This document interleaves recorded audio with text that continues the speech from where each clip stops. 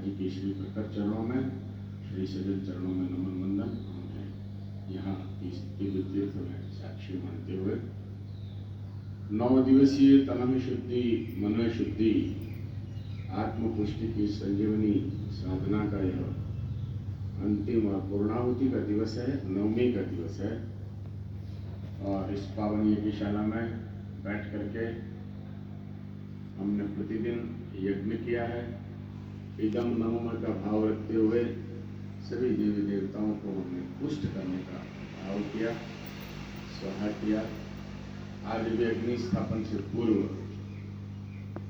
महत्वपूर्ण क्रम हम करने जा रहे हैं, उसका नाम है दीक्षा। दीक्षा का अर्थ होता है दी इच्छा बराबर दीक्षा। हमारे जीवन की जो मनोकामनाएं हैं, चाहे भौतिक हो चाहे आध्यात्मिक हो, इन तमाम इच्छाओं को भगवान के श्री चरणों में समर्पित कर देना और भगवान की लोक मंगल योजनाओं की इच्छाओं को धारण कर लेना, वर्ण कर लेना, इसी का नाम दीक्षा है। जब हमारी लौकिक इच्छाएं, भौतिक इच्छाएं और आध्यात्मिक इच्छाएं प्रभु के श्री चरणों में समर्पित कर देते हैं, तो वो सब काम हमारा भगवान करते हैं, गुरु करते हैं। और गुरु की इच्छाएं को हमें वर्ण करने का अर्थ है, भगवान की क्या इच्छा है? यह संपूर्ण विश्व वसुधा है, वाटिका है, वो सुंदर के सुंदर बनी रहे, पीड़ित मानवता की सेवा हो। प्रतिदिन हम आपको इस पर व्याख्यान देते रहे। व्यक्तित्व का निर्माण हो, परिवार का निर्माण हो, समाज का निर्माण हो, राष्ट्र का निर्माण हो और युग का निर्माण हो। सभी निर्माणों में हमारा स्वार्थ निहित है। व्यक्ति निर्माण में हमारा निर्माण हो रहा है, परिवार का निर्माण करने चलेंगे तो परिवार के उन सदस्य हैं, उसमें भी हमारा निर्माण है। समाज का निर्माण करने चलेंगे तो समाज के भी हम अभिन्न अंग हैं, उसमें भी हमारा निर्माण है। राष्ट्र, विश्व और युग का निर्माण, उसके भी हम एक अभिन्न अंग हैं। सभी में हमारा निर्माण हो ही रहा है। यह भगवान की इच्छा है, लोक मंगल। 3 शर्तें होती हैं, जैसा कल भी बताया था दीक्षा की।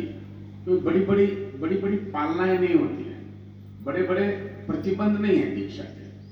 गुरुजी ने कहा है दीक्षा में उपासना पहली शर्त।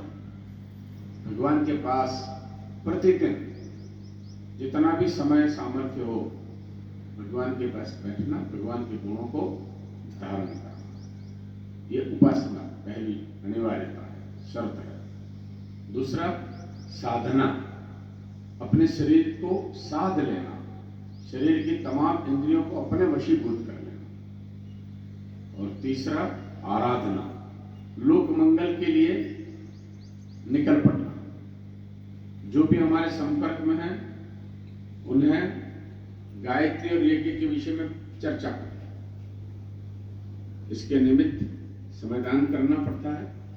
समयदान किया, गाढ़ी कमाई का एक अंश संसार में सब प्रवृत्तियों के पुण्य प्रसार के लिए आहूत करना, स्वाहा करना, बस इतनी अनिवार्य। जरूरी नहीं हम वस्त्र ऐसे पहनकर ही करें, जैसी सुविधा।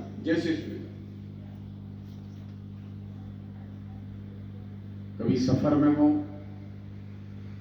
कभी मेहमान बन करके कहीं लंबे समय तक गए हो, तो आप अपने सफर में भी अपने क्रम को पूरा कर सकते हैं। नहाना धोना भी ऐसी स्थिति में संभव नहीं होता। लंबी यात्राएं लंबे दिनों की होती हैं, तो आप जहां हैं, जैसी स्थिति में हैं, धीमे से 5 बार ओम का नाद कर लिया। शरीर के इन 5 तत्वों को हमने पोषित कर लिया। हमारा सब मानसिक स्नान हो गया। हमारा भौतिक जो ये शरीर है, देह है, स्थूल शरीर है, वो पवित्र हो गया।